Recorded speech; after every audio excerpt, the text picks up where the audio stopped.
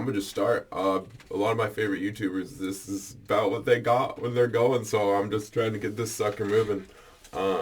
Today I thought I'd talk about today I woke up, it's Martin Luther King Jr. Day, and this dude's talking about, like, Martin Luther King Jr. and communism and stuff, and I was like, hold on. So, I don't like to just jump to conclusions, so I started kind of reading into what he was saying and blah, blah, blah, blah. Like, I really couldn't get it, dude. Like, I couldn't find it, because for me, like, Martin Luther King Jr. was an example of a man being softer physically, so that he could accomplish something differently. Because from what I've seen with violence, like, violence begets violence. You know what I mean? You try to take shit by force, you might get it, but how long will you have it, kind of thing? And I think people forget about that. I think people forget about that I wasn't there, but I think people forget about that in the 60s, 50s, 60s, 70s.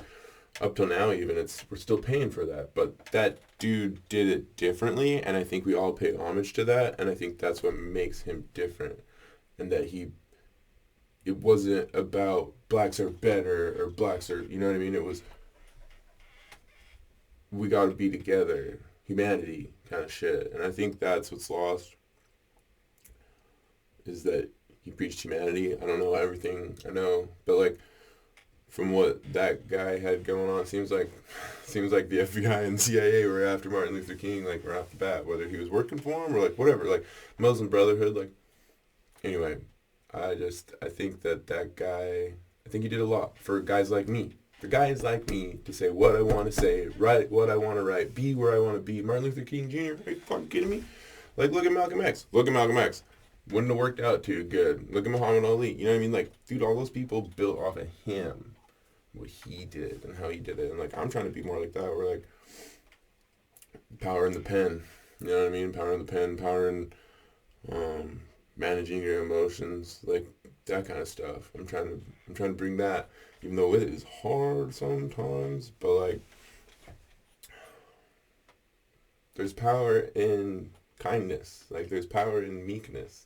Like, we don't have to be so revved up and fearful and scared all the time, you guys. Like, there's hope, and there's power in hope, and that's, like I just said, like, for me growing up different, Martin Luther King Jr. was like, hey, you can't be pissed off all the time or you're going to cause too many problems for yourself. I'm like, dude, thank you for teaching me that lesson.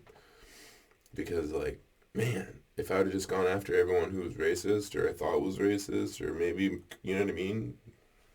You're just chasing your tail at a certain point because you're going to go crazy. And I think people know that.